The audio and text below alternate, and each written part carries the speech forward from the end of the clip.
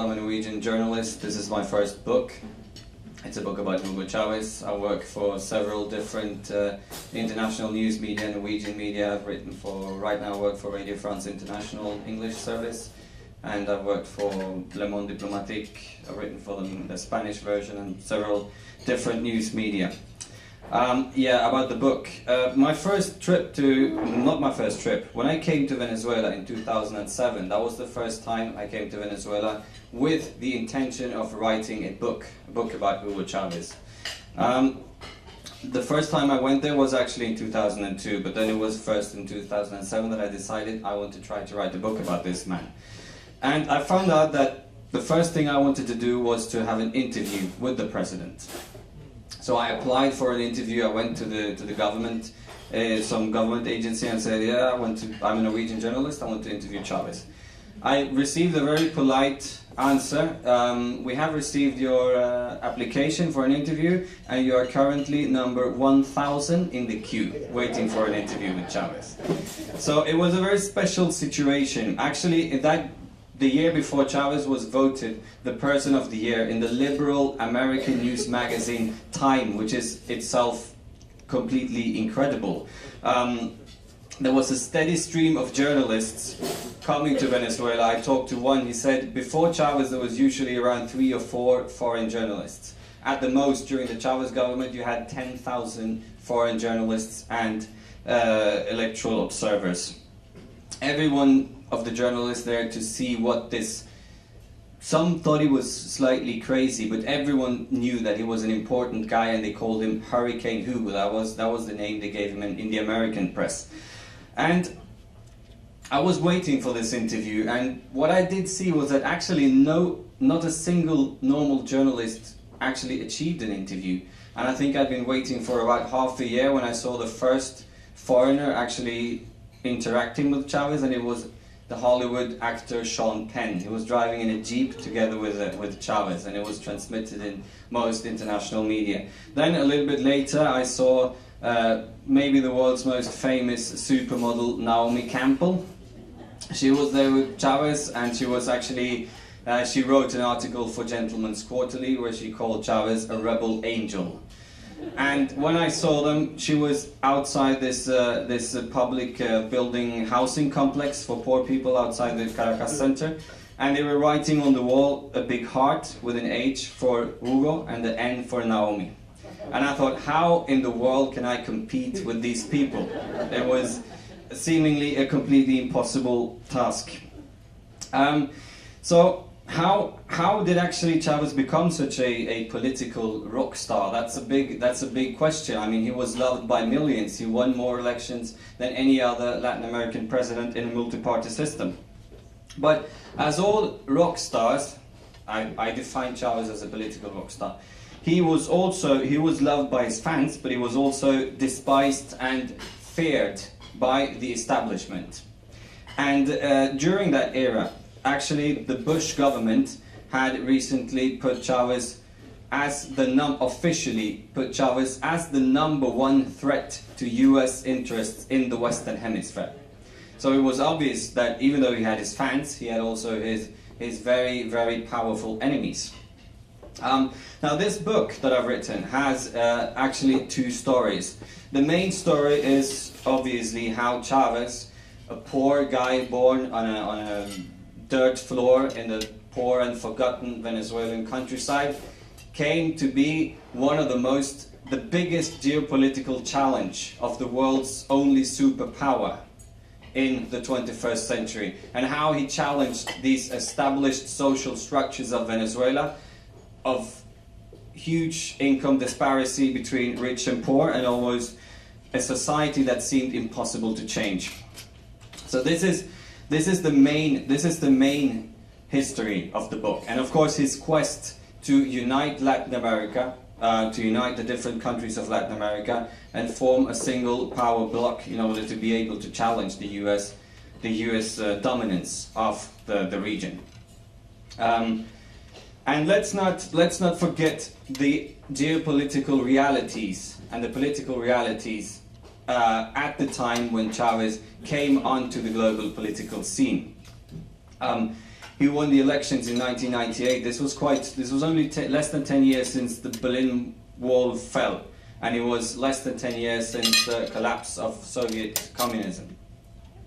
Leftist, socialist ideology and leftism in general was completely discredited. Most left-wing parties in Latin America were weak, especially in Venezuela. Trade unions were weak. And there really didn't seem to be any prospect for change. Even leftist parties had stopped talking about socialism.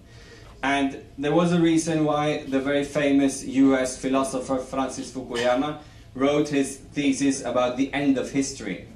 His thesis was that liberal democracy, representative democracy, and market liberalism, extreme market liberalism actually, was the ultimate stage of human civilization. It was impossible to go any further or to invent anything that was better than liberal market economy. So Chávez was obviously a total surprise, a huge surprise, and he provoked a lot of fear both in the economic and the political establishment of Venezuela, Latin America and the US. But he didn't actually provoke panic. And why didn't they panic? Well, I think the reason was because both the Venezuelan oligarchy and the US thought that any leader, he might be talking about change. He might call himself a revolutionary. He might wear a red beret. But once in power, he would do what most other presidents have done through 200 years of Latin American history, which is you come into power, you forget about what you promised to the poor, and out of fear from the reaction of the US and the oligarchy, you do what they tell you to do, and then you leave office after 5 years without having fulfilled any of your promise, but at least you go there with a lot of you leave office with a lot of economic prejudice. So what happened when Chávez was recently elected president? He was actually quite quickly invited to the US. He was invited to New York. Chávez was, as we know, a huge fan of baseball, and his dream as a boy was to play baseball, to be the pitcher of San Francisco Giants. That dream was almost fulfilled when he was invited to New York to throw the opening pitch at the New York Yankee Stadium. And not least, he was invited to open the stock market of Wall Street. So obviously they thought that Chávez could be bought, that it wasn't such a big deal, that his radical rhetorics.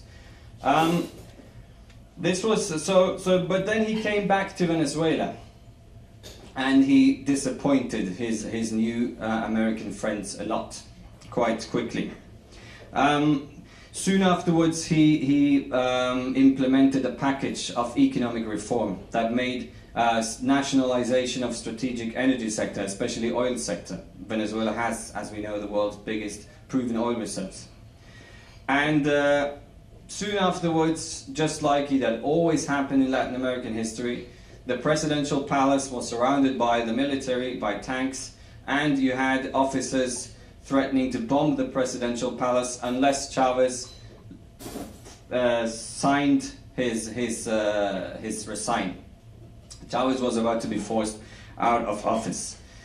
And I said there were two stories in this story. And the second story, which is about how I became interested in Venezuela, how I actually came to hear about Venezuelan politics for the first time. And that happened just in this very strategic moment when Chávez was being surrounded by the military, when the powerful economic elite of Venezuela said he had to step down. The US State Department said Chávez had to step down, and he actually was about to be taken prisoner from the presidential palace. I was at that time in Norway I was working and I was reading the newspaper. I wasn't really aware neither of Latin American politics and much less about Venezuela when I saw a big headline that was interesting. It said, "The People's Protest Toppled the President." And my first surprise wasn't so much about the actual subject. It was just the mere fact that Venezuela was on the front page of a Norwegian newspaper. To me, Venezuela was famous for two things. They had the most winning beauty queens in international beauty contests and the worst football team of the whole of South America. And there wasn't anything more about Venezuela actually very interesting. But then suddenly there was this front page. and I started to read about it. It said there was a populist president. He had promised to help the poor, to take from the rich, but then he had completely ruined the Venezuelan economy, and he had become a typical military dictator. So actually it was an alliance of the whole Venezuelan society that agreed that he had to be toppled. And there was this, and this was actually the most prestigious newspaper of Norway. And there were and then there was a fact box, 2 fact boxes that were to represent the 2 main characters of this very dramatic event. One was obviously Hugo Chávez, who was being deposed, and the other one was a guy called Pedro Carmona, who was the head of the very powerful business organization of Venezuela, Fede Cámaras, whom the military had actually decided to put in power. And what was drawing attention to me was the fact that this newspaper actually called Hugo Chávez his title in this presentation was populist coup monger, whereas the president who was imposed by the military in what seemed to be a military coup was called a diplomatic problem solver. And I thought there is something in this story that isn't actually it doesn't really fit with reality. And later on I was to learn that the diplomatic problem solving of the new President Carmona consisted in imprisoning all those who opposed the military coup. He dissolved the National Assembly. He eliminated every single democratic mechanism in the Venezuelan constitution, and he started to talk about privatizing the state oil company of Venezuela.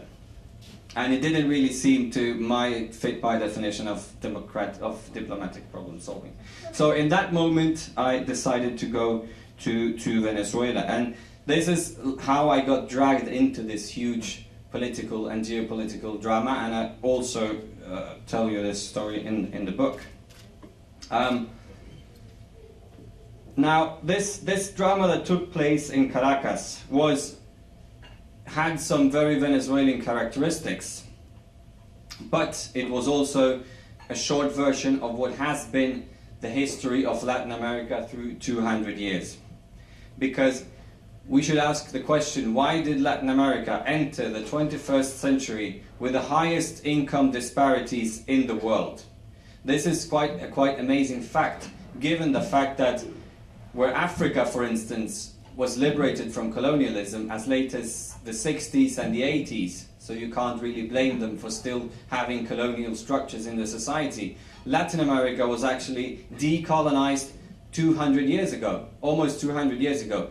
So why was it that those colonial social structures, where a tiny, usually white elite had all the resources, whereas a huge underclass of the descendants of the Indian population and African slaves lived in a very cruel form of poverty? Why could this exist 200 years after liberation? Well, the short answer is that every single president of Latin America who has actually, be it a nationalist, be it a socialist, be it a Marxist, be it a populist, but any single president who has actually tried to make deep reforms into these very old-fashioned, archaic social structures has been toppled in military coups or civil wars or other forms of US intervention.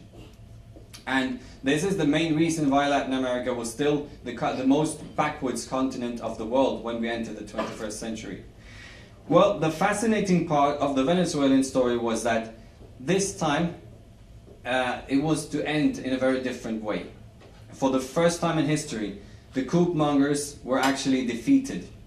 Chavez came back because of a popular rebellion, and the coup mongers had to flee the presidential palace, and it was all a very embarrassing history for especially the US and the Spanish government who had been, and the IMF, the International Monetary Fund, who had actually approved of and recognized the right-wing dictatorship that was very short-lived.